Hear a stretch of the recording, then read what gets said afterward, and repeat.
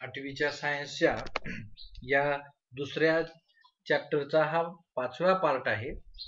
आतापर्यंत पहिल्या 4 पार्ट मध्ये आपण इन्फेक्शियस डिसीजेसचा म्हणजे रोगकारक जंतू मार्फत एका अनहेल्दी पर्सन कडून हेल्दी पर्सन कडे पसरणाऱ्या आजारांची माहिती घेतली. आता या पुढच्या 2 पार्ट मध्ये आपण नॉन इन्फेक्शियस डिसीजेसचा अभ्यास करणार आहोत. नॉन इन्फेक्शियस डिसीज म्हणायचं कुणाला? The diseases that are not spread through the contact or through any infection, that means through any pathogen. कोणत्याही रोगकारक जंतूंमार्फत अथवा संपर्कात आल्यामुळे जे आजार एका व्यक्तीकडून दुसऱ्या व्यक्तीकडे म्हणजे इन्फेक्टेड व्यक्तीकडून हेल्दी व्यक्तीकडे ट्रान्सफर होत नाहीत अशा आजारांना नॉन इन्फेक्शियस और नॉन कम्युनिकेबल डिसीजेस म्हणतात. उदाहरणार्थ cancer, diabetes, heart diseases etcetera असे खूप आजार आहेत ज्यांना आपण नॉन इन्फेक्शियस डिसीजेस असं म्हणतो, कारण एखाद्या कॅन्सर झालेल्या व्यक्तीच्या शेजारी दुसरा हेल्दी व्यक्ती बसला असता त्याला कॅन्सर होत नाही.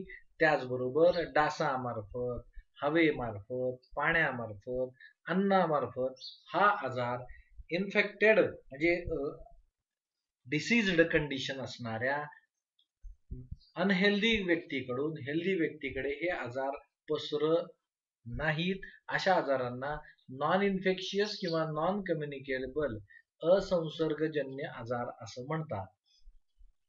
Certain degenerative processes or some metabolic errors can cause such diseases. मग हे आजार जर पॅथोजन्स मार्फत होत नसतील तर होतात कशामुळे? तर शरीरातल्या काही विघटन करणाऱ्या प्रक्रिया, त्याचबरोबर मेटाबॉलिक ऍक्टिव्हिटी मध्ये काही चुका झाल्या किंवा काही बिघाड झाली असता होणारे हे आजार आहेत. या आजारांची आपण माहिती घेणार आहोत. पैकी पहिल्यांदा बघतोय तो म्हणजे कॅन्सर हा आजार. या आजारामध्ये कशाला म्हणायचं कॅन्सर?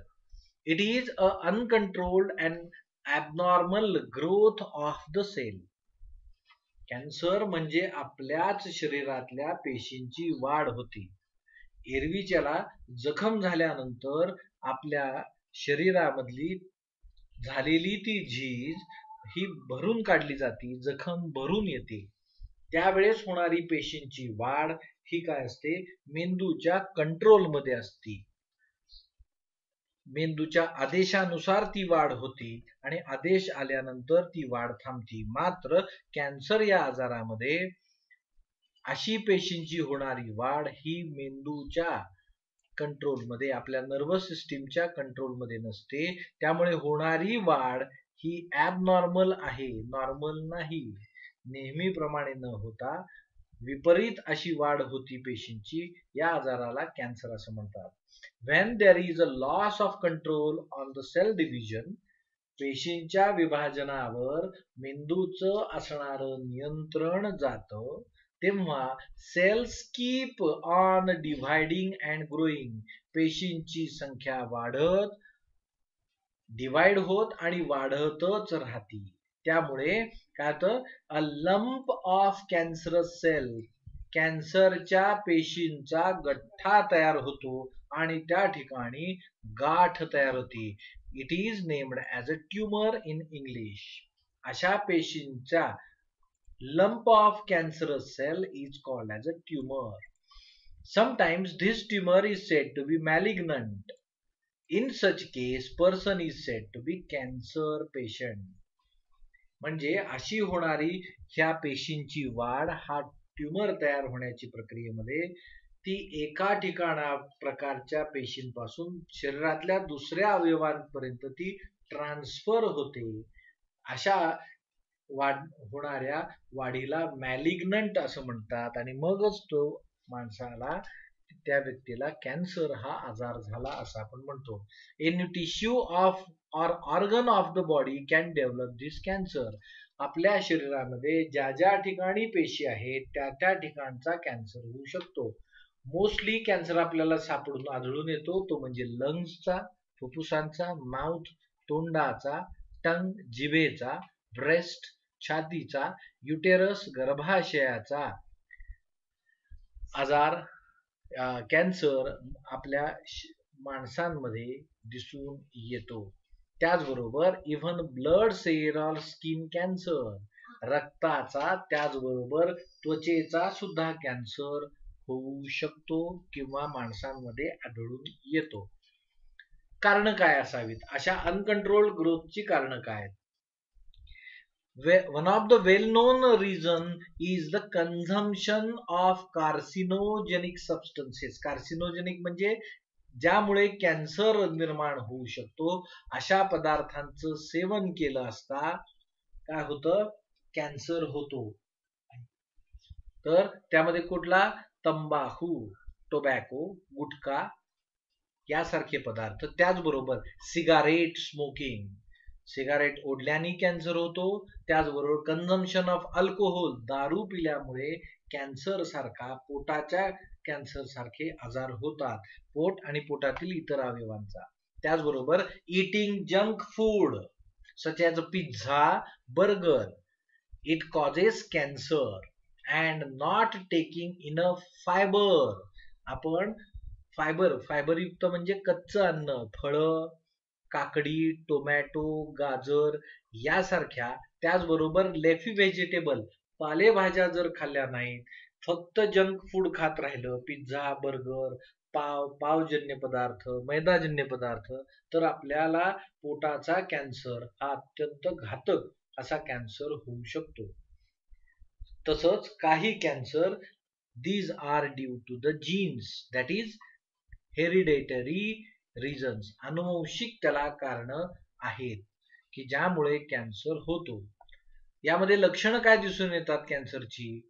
तर वेट लॉस, वजनात घट होते, due to the without any reason, कोणतीही कारण नसताना वजनात होणारी घट हे सगळ्यात महत्वाचं लक्षण आहे. Chronic cuff that does not gate क्युअर्ड, सततचा येणारा खोकला जो कधीही बरा होत नाही, खूप दिवसांपासूनचा असलेला हा खोकला हे त्याचं एक लक्षण आहे. Hoarse voice and difficulty in swallowing, गिळत असताना अन्न पदार्थ घशात त्रास होणे, त्याचबरोबर आवाजात होणारा बदल हा सुद्धा घशाचा कॅन्सर असण्याची, तोंडाचा कॅन्सर असण्याचं लक्षण आहे. इनक्युरेबल स्कार, जखम झाल्यानंतर जखमेचा व्रण किंवा ती जखम it does not gate heeled, ती जखम भरून येत नाही, कायम तशीच राहते.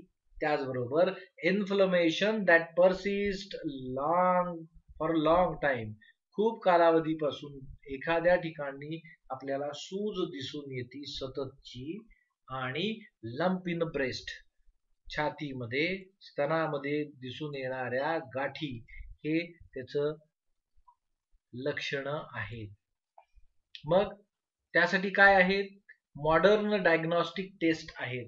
लॅबोरेटरीमध्ये आपल्याला पुढील काही टेस्ट मार्फत ओळखता येतं की त्यांना कॅन्सर झालाय का नाही. एकतर त्या टिश्यूज कट करून, ऑपरेशन करून काढून त्याचं डायग्नॉसिस केलं जातं.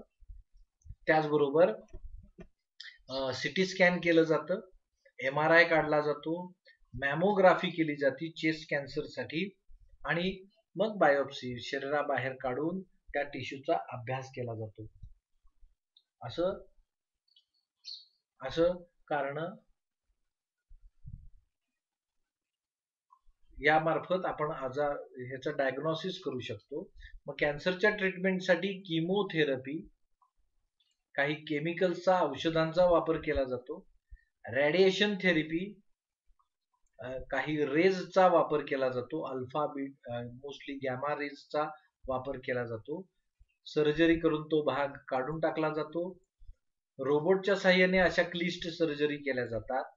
त्याचबरोबर लॅप्रोस्कोपिक सर्जरी म्हणजे पूर्णतः चिरफाड टाके न घेता काय केलं जातं, लॅप्रोस्कोप ह्या साधनाच्या साहाय्यानं कमी टाक्याच्या किंवा बिन टाक्याच्या शस्त्रक्रिया केल्या जातात. हा आजार होऊ नये म्हणून काय करायचं, to avoid this disease or to prevent from cancer, one should control over diet. आहारावर नियंत्रण पाहिजे, जास्त तेलकट मसालेदार पदार्थ खाऊ नयेत. फिजिकल एक्सरसाइज, शारीरिक व्यायाम पाहिजे. नेव्हर कंझ्युम टोबॅको, तंबाखू खाऊ नये, तंबाखूचा धूर घेऊ नये. अल्कोहोल दारू पिऊ नये. त्याचबरोबर कोणत्याही प्रकारचं शरीराला व्यसन नसेल तरच काय होईल, या आजारापासून आपल्याला आपला स्वतःचा बचाव करता येतो. त्यानंतर पुढचा आजार आहे तो म्हणजे डायबिटीज, त्याला मधुमेह असं म्हणतात. इन दिस डायबिटीज और दिस डिसीज, नॉन इन्फेक्शियस डिसीज. आता बघितलं आपण, कॅन्सर हा एका पर्सन कडून दुसऱ्या पर्सन कडे कुठल्याही पॅथोजन मार्फत होत नाही. डायबिटीस या आजारामध्ये in normal person there is a secretion of insulin hormone from the pancreas. स्वादुपिंडातून बाहेर पडणाऱ्या इन्सुलिन नावाच्या हॉर्मोननी आपल्या शरीरातील काय केलं जातं, साखरेतली रक्ताची पातळी, शुगर लेवल ही मेंटेन केली जाते. In case of diabetic individuals, the secretion of insulin is either deficiency or it is secreted, not secreted at all. म्हणजे डायबिटिक पेशंट मध्ये हे इन्सुलिन एकतर सिक्रेट होत नाही किंवा कमी प्रमाणात सिक्रेट होतं. त्यामुळं रक्तातल्या साखरेच्या पातळीवर नियंत्रण राखलं जात नाही. त्यावेळेस रक्तातली साखरेची पातळी वाढती. अशा कंडिशनला डायबिटीस असं म्हणतात. ही इन्सुलिनची सिक्रेशन कमी किंवा जास्त होणे हे कोणत्याही पद्धतीनं हे पॅथोजन्सवर अवलंबून नाही. त्यामुळे हा नॉन इन्फेक्शियस डिसीज आहे. मग लक्षणं काय दिसून येतात, इन्क्रीज्ड थर्स्ट, यामध्ये तहान लागते. फ्रिक्वेंट युरिनेशन, लघवी सतत लागते. मोर अर्ज ऑफ युरिनेशन ऍट नाईट, रात्रीच्या वेळेस जास्त युरिन लागते, लघवीला लागते. अनकंट्रोल्ड वेट गेन और वेट लॉस, अचानकपणे भरपूर प्रमाणात वजन वाढतं किंवा वजनात घट होते. फिलिंग ऑफ फटेग म्हणजे निष्क्रियता, निरुत्साही असं वाटतं, कशातही इच्छा नसणे हे त्याचं लक्षण आहे. त्यानंतर कॉजेस, ही झाली लक्षणं. आता कशामुळे होतं, एकतर हेरिडिटी अनुवंशिकता, दुसरं ओबेसिटी लठ्ठपणा, लॅक ऑफ फिजिकल वर्क और एक्सरसाइज शारीरिक कुठली हालचाल नसणे, व्यायाम नसणे, सततचा मेंटल स्ट्रेस आणि अँझायटी ही या मागची कारण आहेत. हे टाळण्यासाठी आपण काय करू शकतो, तर प्रॉपर डाएट घ्यावा. त्याचबरोबर control over consumption of carbohydrates and fats, म्हणजेच कार्बोहायड्रेट आणि फॅट युक्त चरबीयुक्त अन्नपदार्थ, स्निग्ध पदार्थ खाणे याच्यावर कंट्रोल असावा. प्रॉपर मेडिसिन्स घ्यावेत. त्याचबरोबर taking treatment as per the doctors advice. Regular physical exercise, शारीरिक व्यायाम, रेग्युलर वॉकिंग ही त्याची टाळण्यासाठीची कंट्रोल मेजर्स आहेत. डायग्नोसिस हे ओळखण्यासाठी केवळ आणि केवळ प्रयोगशाळेतल्या टेस्ट आहेत. ब्लड शुगर लेवल आणि HbA1c टेस्ट ही केली जाते, ज्याच्या मार्फत रक्तातल्या साखरेचं प्रमाण पातळी आपण शोधून काढतो. हे ट्रीटमेंट घेत असताना इंजेक्शन, इन्सुलिनची इंजेक्शन्स किंवा इन्सुलिनच्या गोळ्या दिल्या जातात पेशंटला. ह्या जेवल्यानंतर घ्यायच्या असतात. आणि त्यानंतर कंप्लीट कंट्रोल ओव्हर डाएट, आहारावर परिपूर्णरित्या नियंत्रण पाहिजे. त्याच्या आहारामध्ये कार्बोहायड्रेट आणि स्निग्ध पदार्थयुक्त अन्न नसावं.